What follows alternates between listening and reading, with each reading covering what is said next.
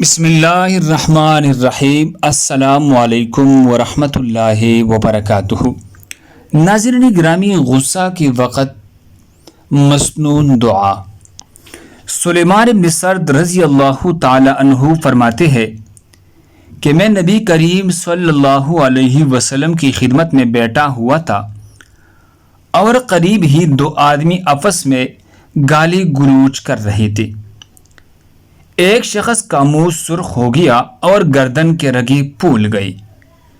آپ صلی اللہ علیہ وسلم نے فرمایا کہ مجھے ایک ایسا کلمہ معلوم ہے، اگر یہ شخص، یہ غصہ کرنے والا، اسے پڑھ لے تو اس کا غصہ جاتا رہے گا۔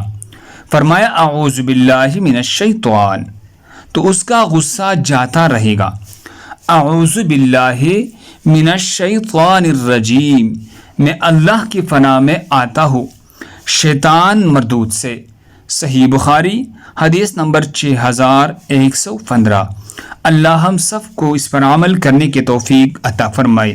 دوسری مسلمانوں کے فائدے کے لیے آگے ضرور شیئر کرے۔ اسی طرح مزید خوبصورت دعاؤں کے لیے ہمارے چینل کو سبسکرائب کرے۔ اللہ آپ کو جزائے خیر دے۔